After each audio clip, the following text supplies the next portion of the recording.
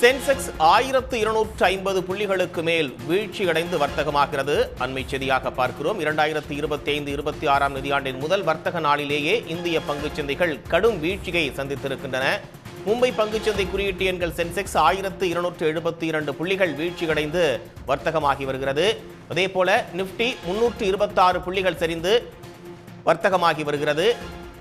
அமெரிக்க பொருட்கள் மீதான வரியை இந்தியா நாளைக்குள் குறைக்க வேண்டும் என்று ட்ரம்ப் வலியுறுத்தி இருக்கக்கூடிய நிலையில் சென்செக்ஸ் 1250 புள்ளிகளுக்கு மேல் வீழ்ச்சியடைந்து வர்த்தகமாகி வருகிறது. பொருட்கள் மீதான வரியை குறைக்காவிட்டால் இந்திய பொருட்களுக்கு அதிகப்படியான வரி விதிக்கப்படும் என்று ட்ரம்ப் எச்சரிக்கை விடுத்திருக்கக்கூடிய நிலையில் பங்குச்சந்தைகள், இந்திய பங்குச்சந்தைகள் என்பது கடும் வீழ்ச்சியை சந்தித்திருக்கின்றன.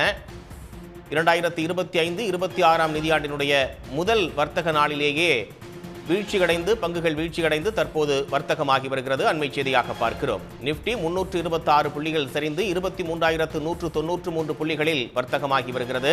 அமெரிக்க பொருட்கள் மீதான வரியை இந்தியா நாளைக்குள் குறைக்க வேண்டும் என்று ட்ரம்ப் வலியுறுத்தல் விடுத்திருக்கக்கூடிய நிலையில் பொருட்கள் மீது வரியை குறைக்காவிட்டால் இந்திய பொருட்களுக்கு அமெரிக்கா கூடுதல் வரி விதிக்கும் என்று எச்சரிக்கை விடுத்திருக்கக்கூடிய நிலையில் சென்செக்ஸ் 1250 புள்ளிகளுக்கு மேல் வீழ்ச்சியடைந்திருக்கிறது. உடனுக்குடன் செய்திகளை தெரிந்து கொள்ள சன் நியூஸ் பெல் ஐகானை கிளிக் பண்ணுங்க.